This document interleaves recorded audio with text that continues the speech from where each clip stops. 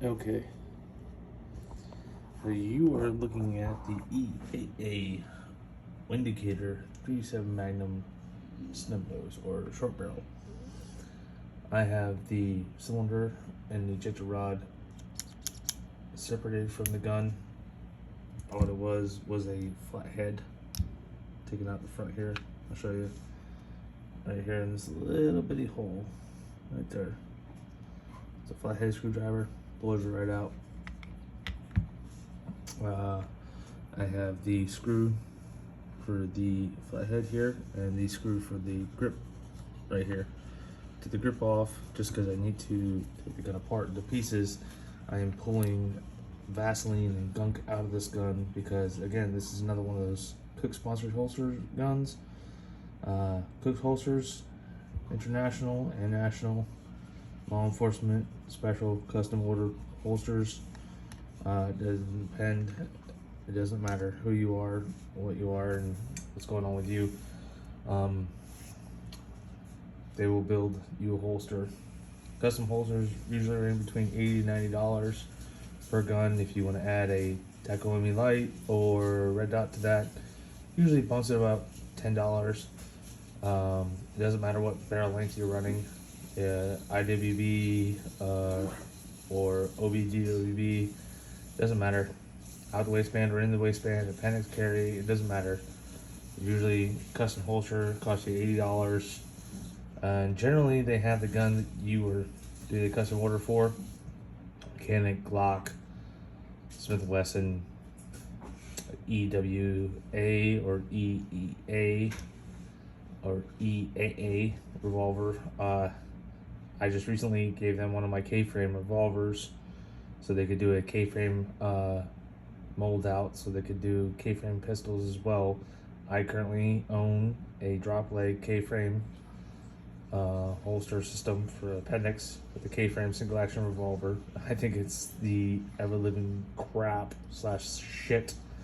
I think it's the most amazing thing ever I've got my hands on. I do quick draw competitions. I'm not very well known. I'm not, very big, and I don't compete very often, so I don't really post videos or do anything much with that. But let me tell you, it's something cool when you're walking across the state with a appendix carry for your single action K-frame 357 Magnum revolver. I mean, people are paid attention to, and it grabs their attention. So anyhow, we're working on a J-frame here. This is a J-frame.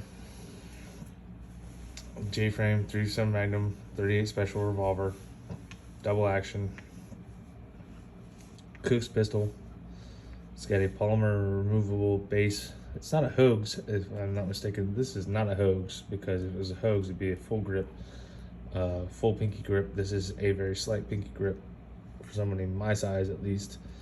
I'm 6'3", 225. I got baseball mitts for hands. This is very small. I mean, I got a Smith & Wesson here. Hold on. I got a Smith & Wesson. Give me 1 second. I got a Smith & Wesson. What is it called? What is this model called? It doesn't say. Oh, this is a Marcus Registers. So this fits a lot more comfortable in my hand. This is a 5-shot 357 Magnum single or double action pistol. It has been cleared and checked. Trust me, it's cleared and checked. It's not gonna be in the bag if it's not, because this is the clean and repair bag. They're another one of the Cook's pistols. They make holsters for these, so I get my hands on them. But this one has a very, very awesome single action trigger. I mean, it's very light. It's very small. Doesn't take much to it. I mean, look at the tip of my finger. We're gonna go close in, and we're just gonna put a little pressure on there. Just boom, hammers down. That's all it's to it. But as you can see, there's a lot of Kydex dust inside this. I mean, shoot, if I pop this open and you look down the cylinder, realize, oh my gosh, look at that. That's just ugly. But that's what I do. I take these guns apart. I take them to pieces. As you can see, I'm getting Vaseline out of the back handle spring here.